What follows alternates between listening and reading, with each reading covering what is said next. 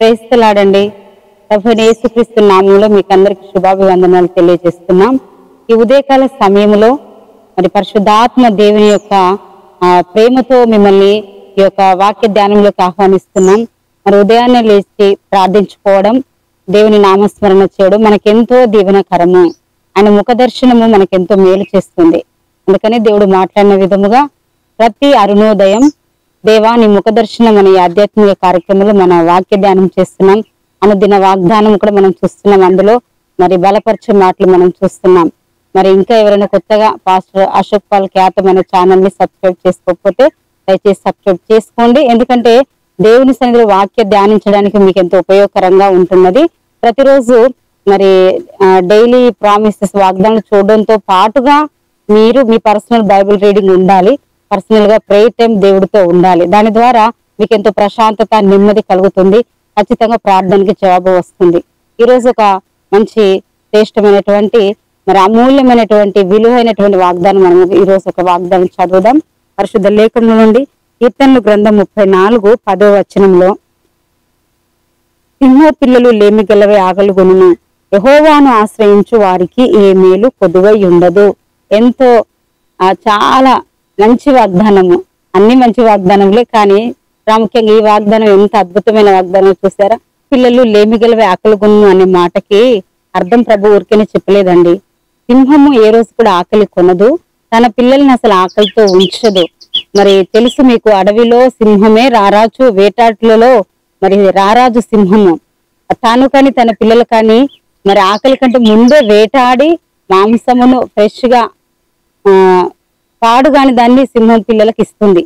ఎంత అద్భుతమైనటువంటి మాట చూడండి. మరి అవైనా ఒక రోజు వేట లేక మాంసం లేక ఆకలి ఉంటాయేమో, కానీ నిజదేవుడు సృష్టికర్త ప్రేమగల తండ్రి యేసయ్యను ఆశ్రయించే వారికి ఏ మేలు కూడా, నువ్వు ప్రార్థిస్తున్న ఏ మేలు కానీ, నువ్వు కోరుకుంటున్న ఏ మేలు కానీ కొదువై ఉండదు.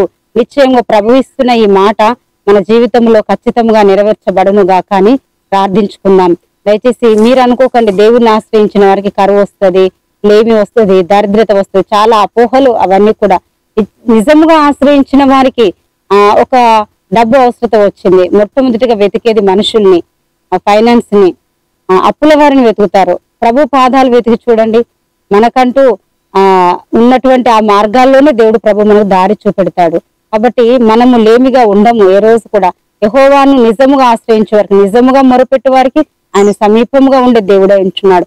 అందుకని పక్షుల గురించి కూడా ప్రభు సెలవిచ్చాడు.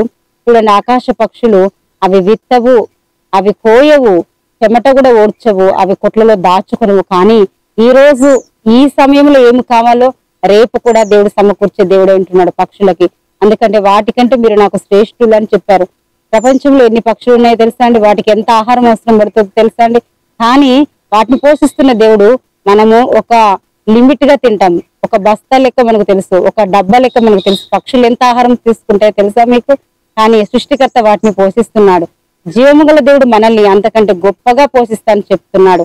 ఒక పక్షుల కంటే, సింహపు రాజు పిల్లల కంటే ఎక్కువగా అనుసరంగా దేవుడు మిమ్మల్ని, మీ కుటుంబంలో సమృద్ధిగా పోషించి ఆశీర్వదించును గాక. చిన్నమాట ప్రార్థన చేసుకున్నాం. మహోన్నతుడా, సర్వశక్తి గల ప్రభువా, ఈ ఉదయకాలపు సమయంలో ఎంతమంది అయితే మరి కీర్తనలు 34:10 ప్రకారంగా వారి జీవితంలో నమ్ముచున్నారు, సింహ పిల్లలు లేమి గలవే ఆకలి గొనును, యెహోవాను ఆశ్రయించు వానికి ఏ మేలు కొదువై ఉండదనని వాగ్దానము వారి జీవితంలో ఎంతమంది అయితే నమ్ముచున్నారో, యేసును నమ్మిన వారికి, సృష్టికర్తను ఆరాధిస్తున్న వారికి లేమి లేదు, దరిద్రత లేదు, శాపము లేదు. ఇదిగో ఆ సింహ పిల్లల కంటే ఎక్కువగా దేవుడు నన్ను పోషిస్తాడనే విశ్వాసంతో నమ్మి ఏకీభవించి ప్రార్థిస్తున్న ప్రతి ఒక్కరిలో శాపము, దరిద్రత, లేమిడి తొలగిపోయి సమృద్ధి, దీవెన, ఆశీర్వాదము కలుగునుగాక. ఈ యొక్క ప్రార్థనలు ఏకీభవిస్తున్న ప్రతి ఒక్కరిని దీవిస్తూ ఆశీర్వదిస్తూ యేసుక్రీస్తు పుణ్యనామంలో ప్రార్థిస్తున్నాము తండ్రి. ఆమేన్.